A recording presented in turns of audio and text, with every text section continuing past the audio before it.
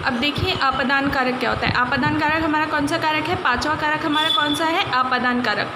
अब देखिए आपादान कारक क्या होता है? संज्ञा सर्वनाम के जिस रूप से अलग होने का भाव प्रकट हो उसे हम क्या कहते हैं? आपादान कारक कहते हैं।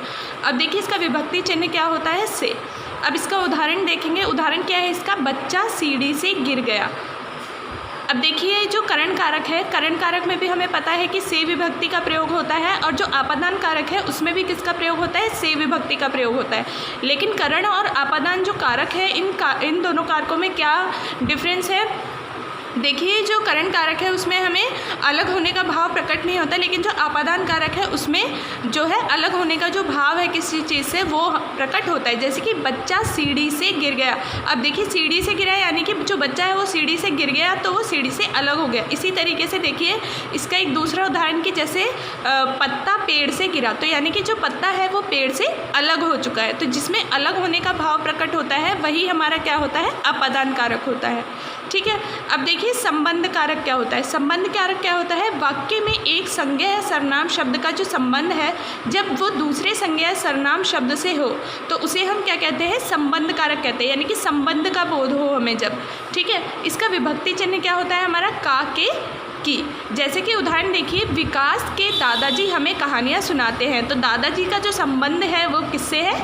विकास से है। ठीक है। इसी तरह जैसे कि राजकुमार राजा का पुत्र है, तो राजकुमार का संबंध किससे हुआ? राजा से हुआ। तो जब हमें संज्ञा के एक शब्द का संबंध जो है वो दूसरे शब्द से हो तो उसे हम क्या कहते हैं? संबंध कारक कहते हैं, यानी कि जब संबंध का बोध होता है।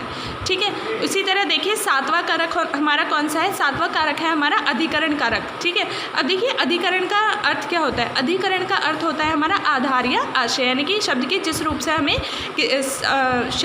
रूप से हमें किसका बोध हो? किसी आधार का बोध हो।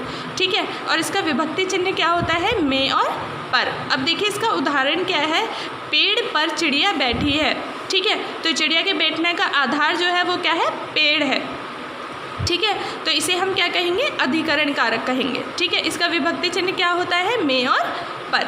अब देखिए संबोधन कारक कौन सा होता है? संबोधन कारक कौन सा होता है? शब्द के जिस रूप से किसी को संबोधित किया जाता है। ठीक है। संबोधन का चिन्ह कौन सा होता है? ये वाला। ये किसका चिन्ह होता है? हमारा संबोधन का चिन्ह होता है। और जिससे हमें किसी को संबोधित किया जाए उसे क्या कहते हैं हम? संबोधन कारक। इसके विभक्ति चिन्ह हमारे कौन कौन से होते हैं? हे और अरे। जैसे कि अब हम इसका उदाहरण देखेंगे। इसका उदाहरण क्या है? जैसे हे भगवान ये तुमने क्या कर दिया। अब देखिए ये सारे हमारे कारक थे, 8 कारक, और उनको हमने बहुत ही ज़्यादा डिटेल में पढ़ा है।